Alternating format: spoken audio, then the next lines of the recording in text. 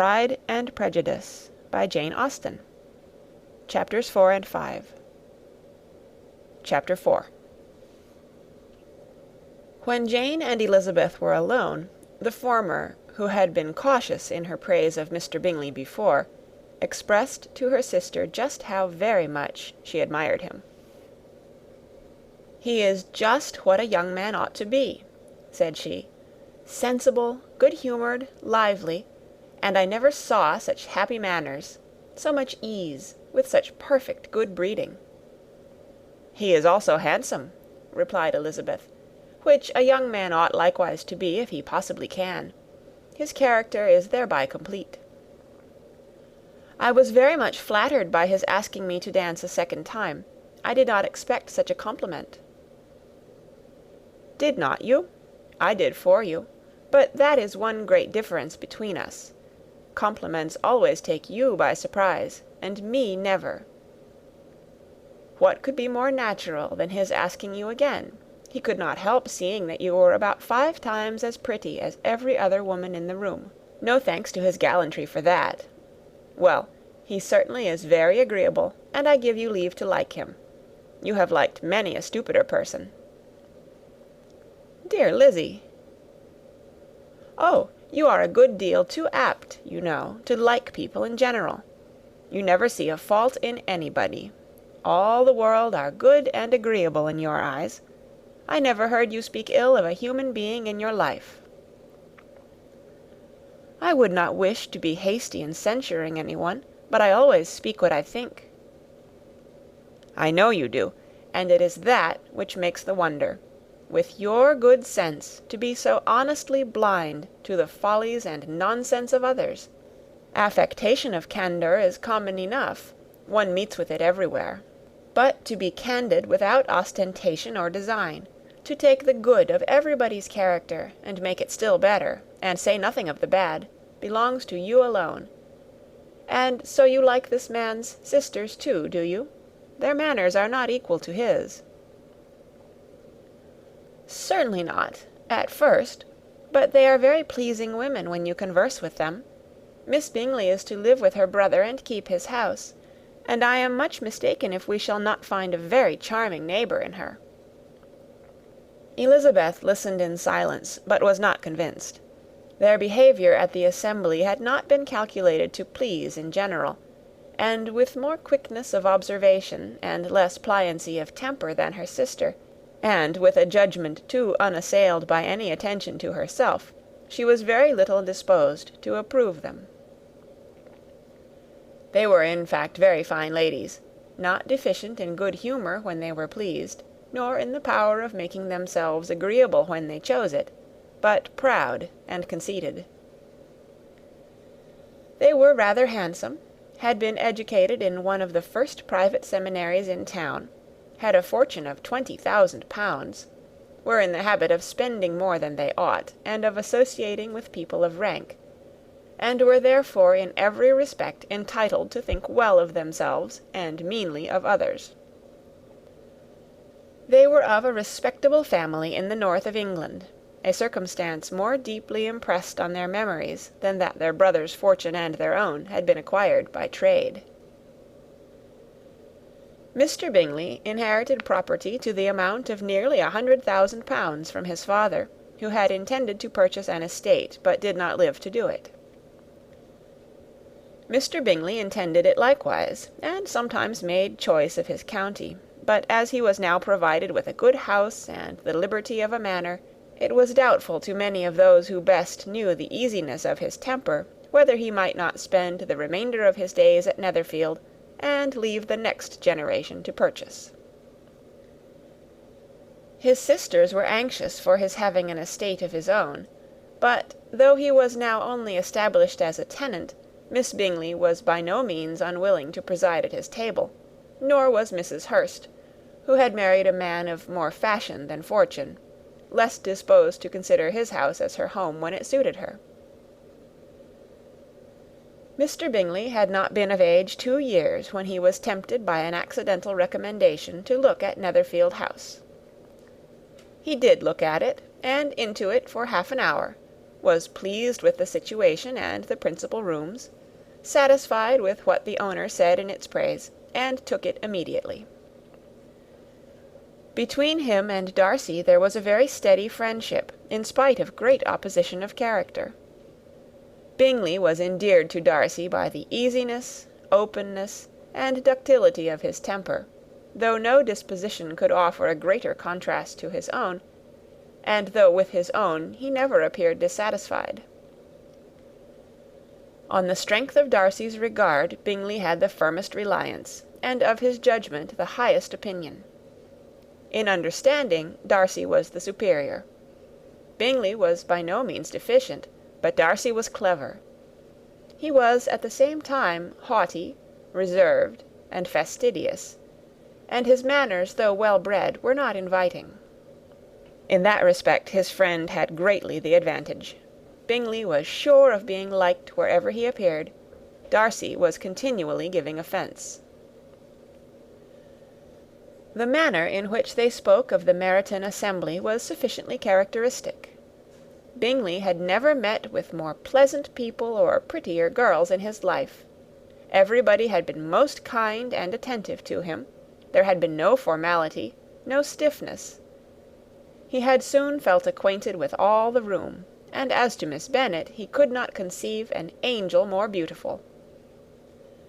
Darcy, on the contrary, had seen a collection of people in whom there was little beauty and no fashion, for none of whom he felt the smallest interest, and from none received either attention or pleasure.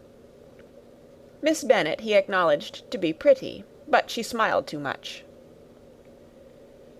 Mrs. Hurst and her sister allowed it to be so, but still they admired her, and liked her, and pronounced her to be a sweet girl, and one whom they would not object to know more of.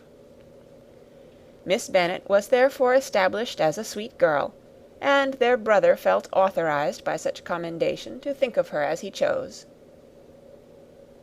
End of chapter 4. Chapter 5.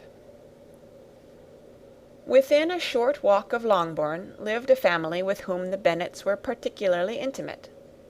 Sir William Lucas had been formerly in trade in Meryton, where he had made a tolerable fortune, and risen to the honour of knighthood by an address to the king during his mayoralty.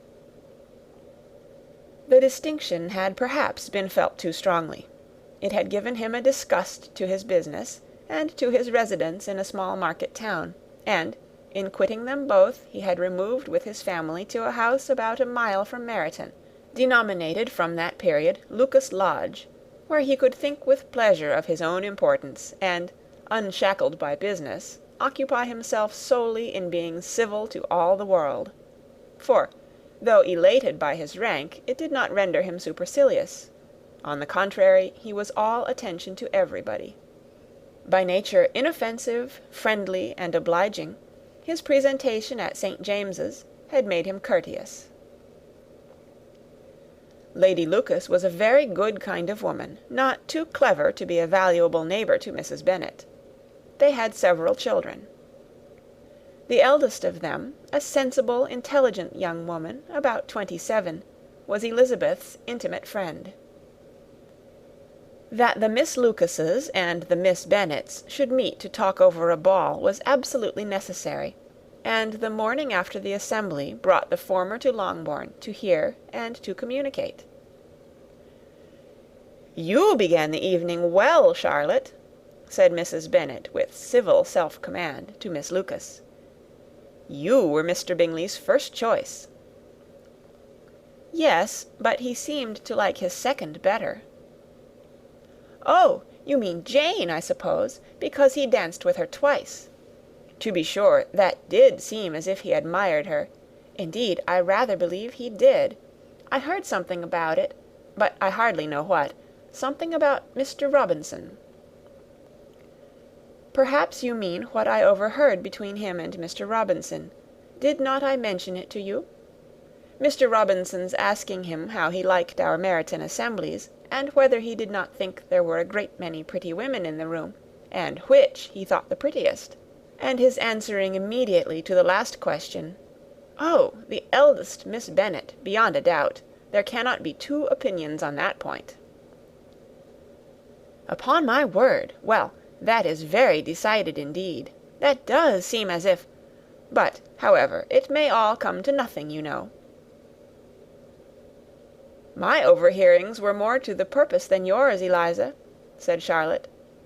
"Mr. Darcy is not so well worth listening to as his friend, is he? Poor Eliza! To be only just tolerable. I beg you would not put it into Lizzie's head to be vexed by his ill treatment, for he is such a disagreeable man that it would be quite a misfortune to be liked by him. Mrs. Long told me last night that he sat close to her for half an hour, without once opening his lips." "Are you quite sure, ma'am? Is not there a little mistake?" said Jane. "I certainly saw Mr. Darcy speaking to her." "Aye, because she asked him at last how he liked Netherfield, and he could not help answering her, but she said he seemed quite angry at being spoke to." "Miss Bingley told me," said Jane, "that he never speaks much, unless among his intimate acquaintances. With them he is remarkably agreeable." "I do not believe a word of it, my dear. If he had been so very agreeable, he would have talked to Mrs. Long. But I can guess how it was. Everybody says that he is eat up with pride, and I dare say he had heard somehow that Mrs. Long does not keep a carriage, and had come to the ball in a hack chaise." "I do not mind his not talking to Mrs. Long," said Miss Lucas, "but I wish he had danced with Eliza." "Another time, Lizzy," said her mother, "I would not dance with him, if I were you." "I believe, ma'am, I may safely promise you never to dance with him." "His pride," said Miss Lucas, "does not offend me so much as pride often does, because there is an excuse for it. One cannot wonder that so very fine a young man, with family, fortune, everything in his favour, should think highly of himself. If I may so express it, he has a right to be proud." "That is very true," replied Elizabeth, "and I could easily forgive his pride, if he had not mortified mine." "Pride," observed Mary, who piqued herself upon the solidity of her reflections, "is a very common failing, I believe.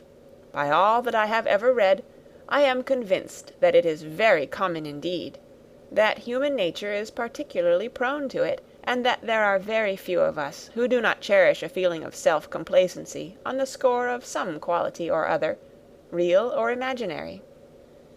Vanity and pride are different things, though the words are often used synonymously.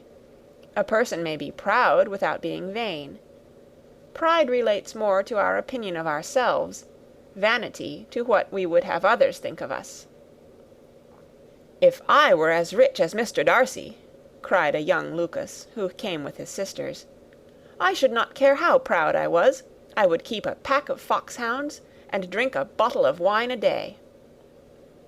"Then you would drink a great deal more than you ought," said Mrs. Bennet, "and if I were to see you at it, I should take away your bottle directly." The boy protested that she should not. She continued to declare that she would, and the argument ended only with the visit. End of chapter 5.